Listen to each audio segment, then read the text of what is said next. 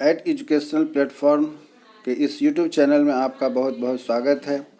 वैसे विद्यार्थी, परीक्षार्थी, लाभार्थी जो सीटीईटी की परीक्षा में या किसी भी प्रतियोगिता परीक्षा जो कि आपके शिक्षक बनने के लिए अनिवार्य है, उन सबों के लिए पर्यावरण संबंधित कुछ महत्वपूर्ण कानून राष्ट्रीय और अंतर्राष्ट्रीय स्तर पर भारत सरकार द्वारा बनाई गई है, उससे रिलेटेड कुछ महत्वपूर्ण टॉपिक डिस्कशन आपके साथ मुझे करने का मौका मिला है। उम्मीद करता हूं कि यह टॉपिक आपकी तैयारी में बहुत बड़ा उपयोगी कारगर साबित सिद्ध होगा।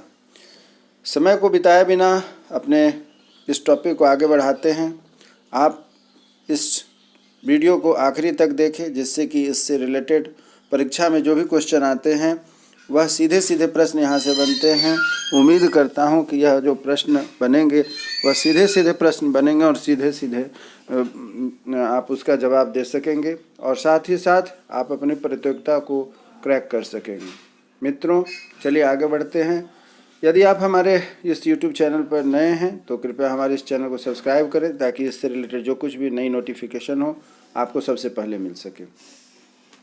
जैसा कि हमारे पास टॉपिक है पर्यावरण कानून राष्ट्रीय और अंतर्राष्ट्रीय। कहने से तात्पर्य है कि पर्यावरण की संरक्षण के हेतु जो कार्यक्रम बनाए गए हैं, जो नियम कानून बनाए गए हैं, वह राष्ट्रीय स्तर और अंतर्राष्ट्रीय स्तर दोनों स्तर पर बनाए गए हैं। वे कौन कौन से हैं उस पर हम लोग चर्चा करेंगे। पहला है कि इन्वायरमेंट कहते किसे हैं। इन्वायरमेंट दो शब्दों से मिलकर के बना है, एक है इन्वायरन तथा दूसरा है मेंट। इन्वायरमेंट इन दोनों शब्दों से मिलकर के बना है, जिसका यदि हम अर्थ निकालते हैं तो इन्वायरन का मतलब होता है घेरना और मेंट का मतलब होता है चतुर्दिश। अर्थात हमें जो चारों तरफ से घेरे हुए हैं, हमारी सुरक्षा में, हमारी विकास में, हमारे संरक्षण में जो प्रकृति हमें घेरे हुए है उसे हम एनवायरनमेंट कहते हैं। अब इसकी सुरक्षा हेतु देश में कुछ कानून बनाए गए हैं राष्ट्रीय और अंतर्राष्ट्रीय स्तर पर, उस पर हम लोगों को चर्चा करना है। यहाँ जैसा कि आप देख रहे हैं कि यहाँ है इन्वायरमेंट और मेंट। इन्वायरमेंट अर्थात घेरे हुए, चारों तरफ से घेरे हुए जो हमारे मौजूद हैं, वह कौन कौन सी वस्तुएं हैं हम जानते हैं। हवा, पानी, मिट्टी, पहाड़, पेड़ पौधे, जीव जंतु, ये सभी हमारे चारों तरफ मौजूद हैं। हमारा जीवन उनके बिना अधूरा है, हम उनके बिना नहीं रह सकते। हम उनका सहयोग लेते हैं तथा उन्हें हम सहयोग करते हैं। अतः हमें इसकी संरक्षण की भी आवश्यकता है, जिससे कि हमारे आने वाली पीढ़ी को इसका पूरा लाभ ले सके और पर्यावरण संतुलन बना रहे। चलिए आगे बढ़ते हैं। तो भारत ऐसा पहला देश है, इसमें प्रश्न बनता है, बहुत सारे कंट्री रहेंगे, उसमें आपका प्रश्न यह बनता है कि भारत ऐसा पहला देश है जिसने अपने संविधान में पर्यावरण सुरक्षा एवं संरक्षण संबंधित प्रावधान किया। इसका उल्लेख संविधान के अनुच्छेद 48A एवं 51A में दर्शाया गया है। कहाँ दिखाया गया है?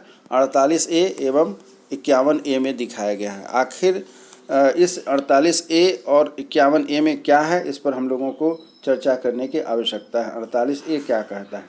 48A कहता है कि पर्यावरण की रक्षा एवं उसमें सुधार करना, अर्थात हम इसकी सुरक्षा करेंगे तथा उसे विकास करने में, आगे बढ़ाने में जहाँ तक हो सके हम सबों को मिल करके इसमें प्रयास करना है।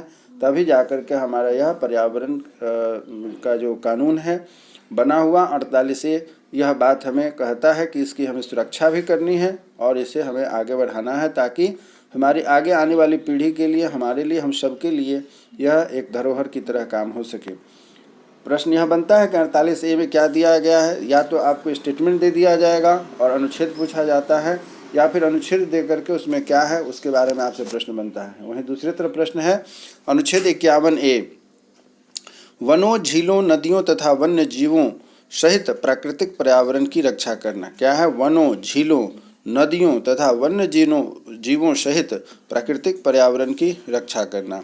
तो इस तरीके से क्या है कि हम देखते हैं कि जो दो अनुच्छेद हमारे संविधान में इनको स्थान दिया गया है, उसमें क्या कहा गया है, इस दोनों वाक्यों को हमें विशेष करके ध्यान देने की आवश्यकता है। आगे बढ़ते हैं। इसी तरीके से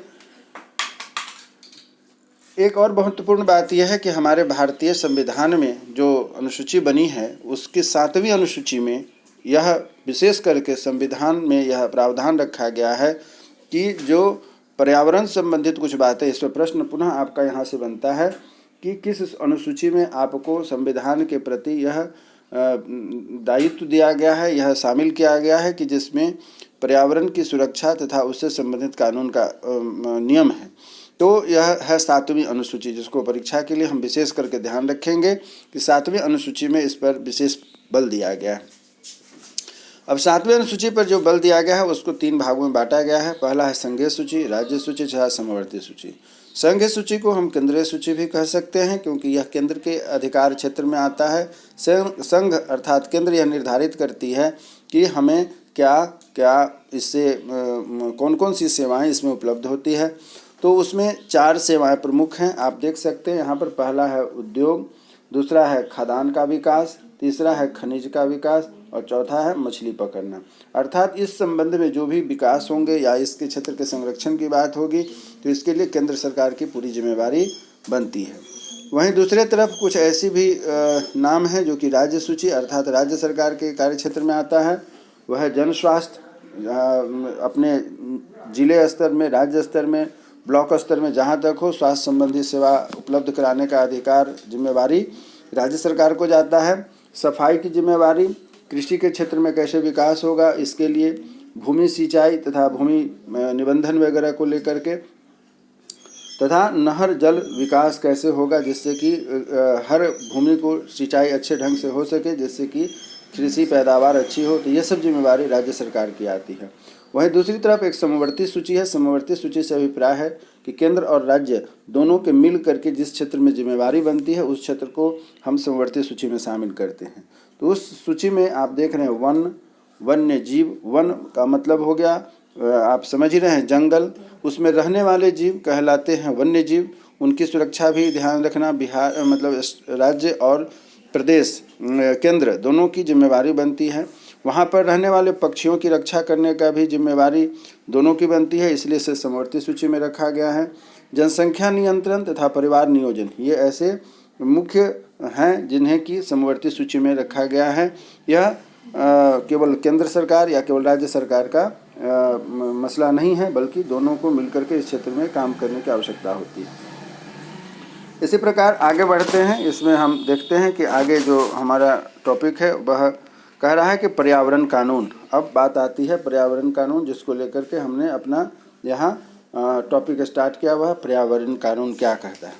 पर्यावरण कानून क्या कहता है, इस पर हम लोग यहाँ पर विशेष करके चर्चा करने जा रहे हैं कि पर्यावरण कानून के क्षेत्र में हम लोग कैसे क्या आगे करेंगे। तो पर्यावरण कानून है कि पहला है पर्यावरण संरक्षण अधिनियम 1986। पर्यावरण का अर्थ हम लोग समझ चुके हैं, इसके संरक्षण बचाव कैसा होगा उसके लिए जो 1986 में अधिनियम बनाए गए हैं उस पर हम लोग चर्चा कर रहे हैं।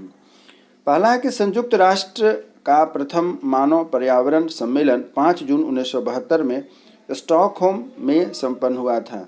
अर्थात पर्यावरण को संरक्षण संबंधित कैसे क्या किया जाए, वह एक अंतर्राष्ट्रीय स्तर पर जो बैठक हुई थी संयुक्त राष्ट्र में, उसमें पर्यावरण सम्मेलन हुआ, जिसमें कि 5 जून 1972 में इस बात को ध्यान दिया गया कि कैसे इसके संपन्न स्टॉकहोम में संपन्न हुआ, जिसमें इस बात को ध्यान रखा गया कि पर्यावरण संरक्षण कैसे करना है, कैसे होगा, इस बात को लेकर के। उसके बाद इससे प्रभावित होकर के भारत ने पर्यावरण के संरक्षण के लिए भी अधिनियम बनाए 1986। जब उस पर यह बात हुई तो उन्होंने 1986 में एक अधिनियम बनाया भारत में भी कि इसके संरक्षण को कैसे बढ़ावा मिले, जिससे कि हमारे पर्यावरण की सुरक्षा हो। इसी बात को ध्यान में रखते हुए इस अधिनियम में 26 धाराएं, ध्यान रखना है परीक्षा में पूछता है कि कितनी धाराएं, 26 धाराएं हैं, जिन्हें 4 अध्याय में बांटा गया है। कितने में? 4 अध्याय में बांटा गया है। 26 धाराएं हैं और 4 अध्याय में बांटा गया है। और आगे जो इससे महत्वपूर्ण बात है, यह कानून पूरे देश में 19 नवंबर 1986 को, यह कानून जो बना पूरे देश में 19 नवंबर 1986 को यह पारित होकर के हमारे सामने आ गया। इसी तरीके से आगे बढ़ते हैं। आगे क्या कहता है? वन्य जीव संरक्षण अधिनियम 1972। वन्य जीव संरक्षण अधिनियम 1972।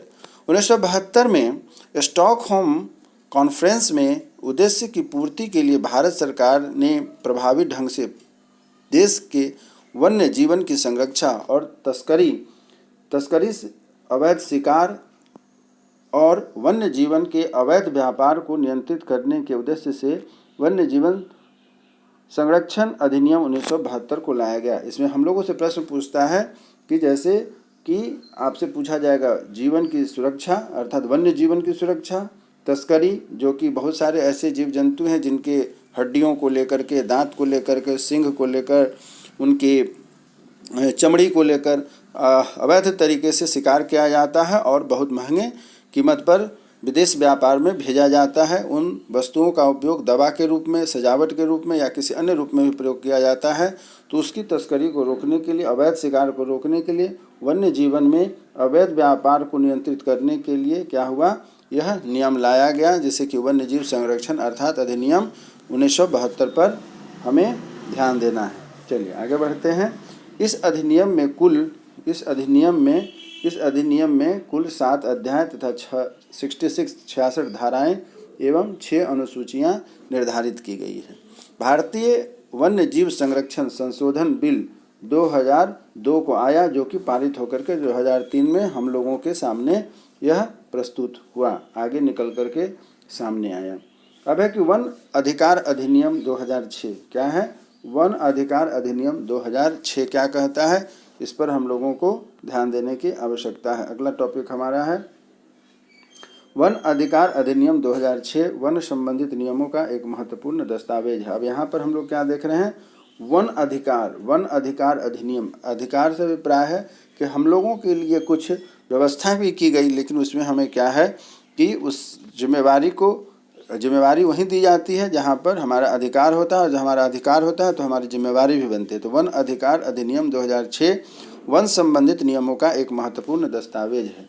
यह कानून जंगलों में रहने वाले लोगों के लिए भूमि और प्राकृतिक संसाधनों पर अधिकार से जुड़ा हुआ है, और यह जो है कि 2006 से लेकर के कम से कम 25 वर्षों तक यह हमारे लिए मान्य होगा। फिर उसमें आगे संशोधन या जो कुछ होगा उस पर आगे इस पर विचार किया जाएगा। और यह कानून पूरे देश में 8 दिसंबर 2006 से लागू हो चुका है। इसी तरीके से आगे बढ़ते हैं। हमारा जो दूसरा वन अधिकार क्षेत्र में जो हमारा आता है वह टॉपिक यह है कि जैव विविधता। हम जानते हैं कि हमारा देश जैव विविधता से परिपूर्ण है।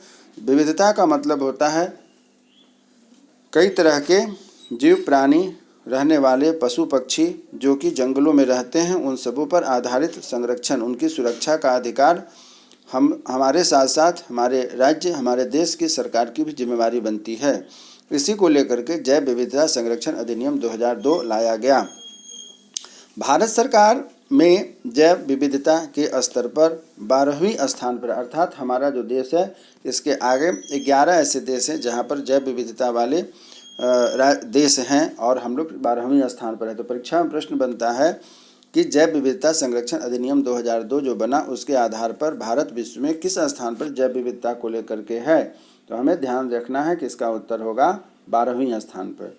अकेले भारत में लगभग 4,500 पेड़ पौधे हैं। यह भी प्रश्न बनता है कि देश में पेड़ पौधों की संख्या अलग अलग प्रजाति के 4,500 हैं, और यहाँ पर रहने वाले जो 81,000 जानवर की प्रजातियाँ पाई जाती हैं, जो कि लगभग हमारे देश में पाए जाने वाले पूरी आबादी का कितना है, वनस्पति लगभग आपको 7.1% तथा जानवरों की संख्या 6% है। इसी को लेकर के एक और सम्मेलन हुआ था पर्यावरण कानून को लेकर के। आपसे प्रश्न बनता है कि पर्यावरण कानून कब बना, क्यों बना, कैसे बना।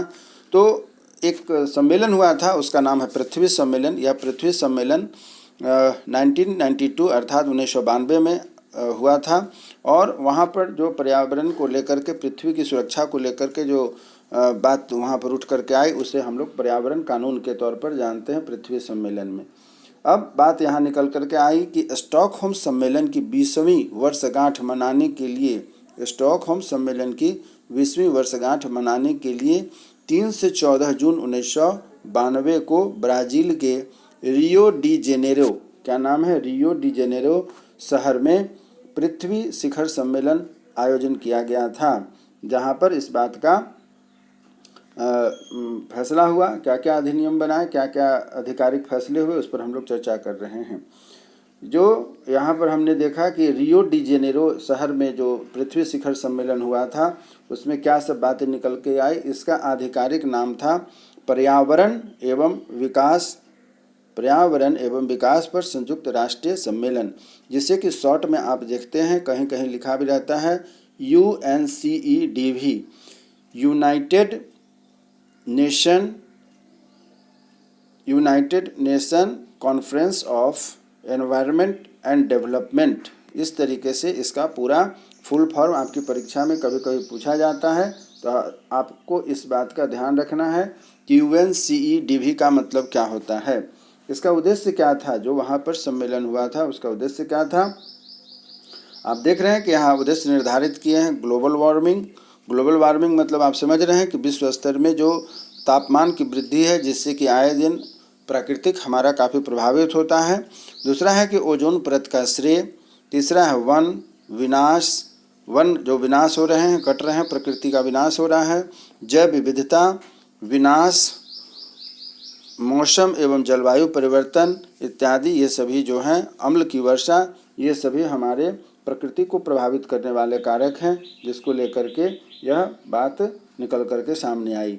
और इसका एक दूसरा भी सम्मेलन हुआ था, वह भी प्रश्न पूछा जाता है कि दूसरा सम्मेलन कब हुआ। पहला हुआ था 1992 में, अर्थात 1992 में, और दूसरा हुआ 1997 में। इसमें विशेष कुछ बातें नहीं हुई थी। पहली मीटिंग जो हुई थी 1992 में, उसी पर आधारित बातों को आगे बढ़ाया गया। और दूसरा जो सम्मेलन हुआ 1997 में, न्यूयॉर्क एक शहर है अमेरिका का, वहाँ पर 23 से लेकर के 27 जून तक यह आयोजित हुई थी 97 में। इस प्रकार यह जो हमारा आज का यह टॉपिक था, पर्यावरण संरक्षण तथा उससे संबंधित कौन कौन से कानून हमारे पर्यावरण के लिए तथा वन्य प्राणियों की सुरक्षा के लिए निर्धारित किए गए थे, उस पर हम लोगों ने चर्चा किया है।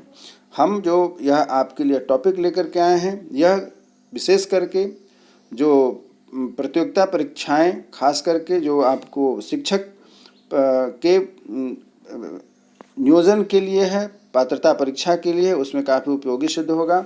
अन्य परीक्षाओं में भी यह काफ़ी कारगर साबित होगा। उम्मीद करता हूं कि आप हमारे इस YouTube चैनल पर यदि नए हैं तो कृपया सब्सक्राइब करें, और यदि टॉपिक अच्छा लगे तो शेयर करें, लाइक करें, जिससे कि इसका लाभ अधिक से अधिक छात्र छात्राओं को भी मिल सके। इसी उम्मीद के साथ कि आप हमारे साथ अगले टॉपिक में जुड़े रहेंगे। तब तक के लिए जय हिंद, जय भारत, स्वस्थ रहें और अपनी तैयारी को बरकरार रखें। धन्यवाद।